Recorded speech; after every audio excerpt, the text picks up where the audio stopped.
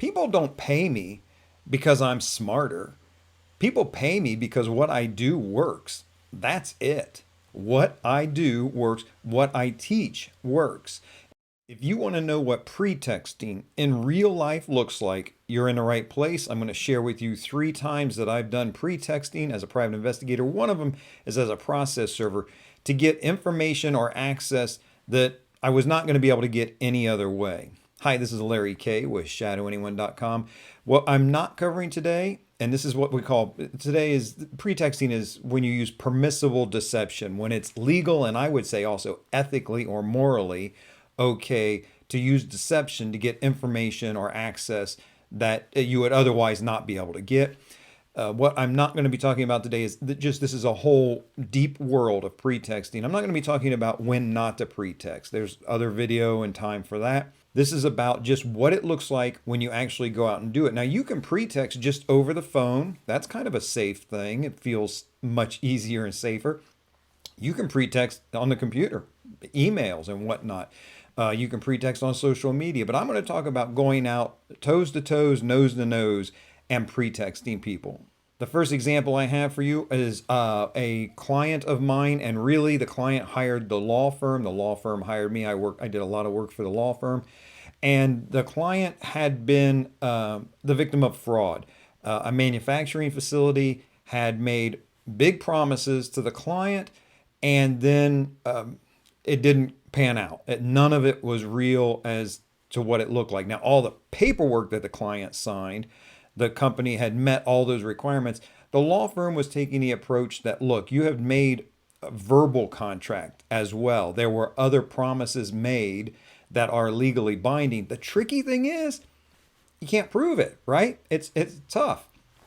The pretext that I did, and again, this was with the blessing of the law firm, is I posed as a potential customer, a buyer of some of this manufactured equipment. And I went in, and that granted me access to the head of the company. The owner of this company came, he gave me the grand tour, took me down on the manufacturing, the facility floor, showed me everything, presented me with the contracts, and made all the same promises to me that he had made to the client. Now, I was, how do you want to say it, wearing a wire. I was covertly recording this. And again, it's not a video about when you can and cannot legally or ethically covertly record. But all those things were in play for me. This was permissible, this was legal, this was ethical. And I captured all this evidence that this person does make these promises to people and then does not fulfill it. I put this all in a report to the client. We show up on the court day. This is something that had already gone to litigation, and the subject of the investigation was challenging it, and rightly so. A lot of money at play here, tens of thousands of dollars. We show up. The attorney meets with the defendant and says, "Look, we had a guy go in. He got everything."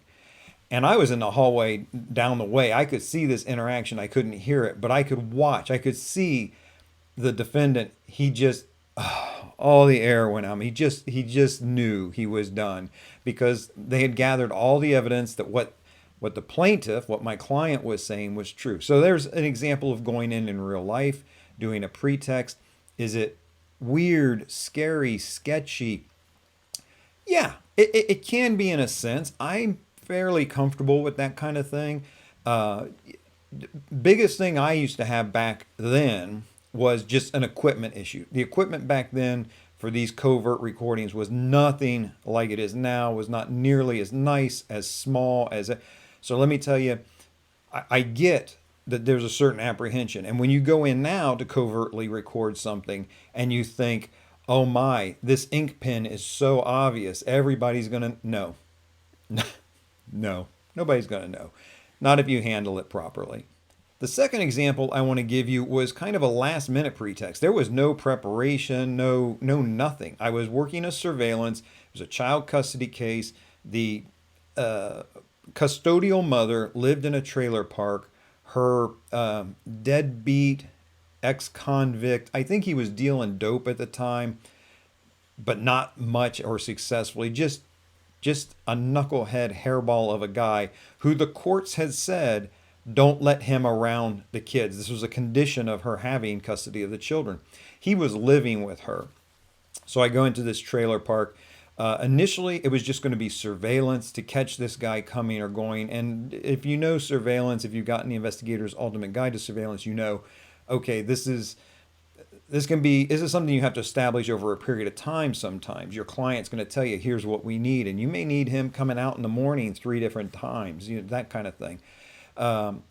Trailer park, very tricky for surveillance. It's one of those places where you roll down your window, reach out your arm, and you can touch somebody's house. You're not going to be in a trailer park and be invisible. And being invisible is not the secret to surveillance. The secret is blending in. But you just can't sit in a vehicle in a trailer park and not draw unwanted attention. I had arrived very early in the morning. As time passed, I see the custodial mother with the child, and she comes out, gets in the car with the child, and takes off. Clearly, to me, she's taking the child to school. How long does an evolution like this take? 10 minutes, maybe? 15? I don't know. I don't have a lot of time if I want to take advantage of this window. And I just don't feel like I can sit there for the hours it's going to take for this guy to wake up and come out and get him on tape. So I make a decision. I grab an envelope that I had in the car. It was just a torn open envelope from something else. I took the contents out. I had like essentially no cash on me. I think it was like $3. I put the $3 in the envelope. I go up, I knock on the door. This guy comes to the door. Now I've got my ID. I can see he's there. He clearly, this is, been there. I've been there already for a long time this morning. And I've established what I need. But here's the problem I have is, what was my excuse for knocking on the door? How can I get away? I say, oh, I'm so and so. I used to work with the subject of the investigation, the gal I was watching. Used her name, of course. I used to work with Mandy, for example, and I owe her some money from back when we worked at this place. And if she's not here, I'll drop it off some other time. Oh, no, he says, come on in. Well, I don't want to be in this trailer with this guy, but I come in, I look around. It gives me a great chance to look around at the living conditions, which were deplorable. Lighters all over, ashtrays, empty beer cans and stuff. So finally, I talked to him for just a little bit, and I give him, he said, well, you can leave the envelope with me. And I'm like, okay. And I leave it with him, and I walk out the door. It's not sealed or anything. I know the first thing he's going to do when the door clicks is open his envelope and see $3 in there. So I give him the envelope. All right, well, tell her I said, hey, I'll give her a call. And I go back to my car and I leave because I don't want to be around when he figures out that this is a scam. And honestly, he had a scent of it not being right. Something's not right here. But I already got what I need, right? Also, I'm under a time pressure the entire time I'm in there. She could come back at any moment. At any moment. I don't know this guy. And then, okay. All face-to-face pretexts do not have to be that dangerous or that sketchy. Probably you should better prepare than that. But I was able to wrap up this case very successfully and with a pretext. Notice what both of these pretexts I've shared with you have in common. There's something in it for them. The manufacturing guy thinks he's going to make a big tens of thousands of dollar sales to me. So he's open to bring me in, to hear me. He's willing to open up because he thinks he's going to make money off of me. This ex-convict deadbeat that should not be around the child, he's willing to open up to me because he knows we're all pretending. We're pretending like mama's going to get this money, but we all know he's going to keep it. He sees an envelope full of cash that he's not even ever mentioned to her. They think there's something into them. That's a very key element of all pretext. And I should point out too, while I'm sharing this, people get my trainings and that. People don't pay me because I'm smarter. People pay me because what I do works. That's it. What I do works. What I teach works. And I will say, if you are getting really close to getting your private investigator's license, if you're in that phase where you're about to take your PI licensing exam, say the next 6 or 12 months, please do check out shadowschool.us, because that entire package there is going to prep you for the test in a way that I know you're going to pass. In fact, I'm so sure of it, I guarantee if you do not pass, I will refund every penny you paid. That's just the way it is. And again, remember, if you're looking at any kind of training, first criteria, has the person who's making the promise to you created those results in their own life? Yes, I have. I went in and took the state licensing exam. Back then it was cold, no prep material. The state didn't give me any kind of heads up or not a pamphlet about this type of thing. Went in, passed the exam. Of course, if I were to do it again, I would do better because I've been through it once. And that's what I want to share with you with shadowschool.us. Prepare you. So even though, yes, it's your first time going in and taking the state licensing exam, you've got the benefit of somebody who's been there and done that. The third example of pretexting in real life that I want to share with you was process serving. And this was what I think everybody knows is the flower delivery scam. And it's, believe me, I did it so many times, couldn't even begin to count how many times I used this pretext. And this is what's going to happen for you when you are in the business and doing things. You're going to discover the 2, 3, 4 things that really work for you over and over, whether it's skip tracing, background checks, interviews. You're going to have a bunch of tools that you learn along the way, but you're going to have that handful that you kind of carry on your tool belt ready to use all the time because they work. And you don't have to be super original. It's not a TV show. This is not imaginary or make-believe. You don't have to entertain the audience every week with a new method or trick. Once you have your set of tricks and methods and tools that you like and use them over and over again. So flower delivery pretext was one I used for serving process all the time. Again, permissible deception is in play there according to my state law and other elements. The attorneys, my clients, were fine with it. They were tickled because nobody else could serve these people. So I would use the flower delivery scam, dressed a certain way, carry the flowers up, present myself in a certain way. A million subtleties, I should say, with this type of thing. It's kind of interesting because you have to present yourself in a way that you seem so harmless that they're willing to open up to you. But once they're served, the tables have turned.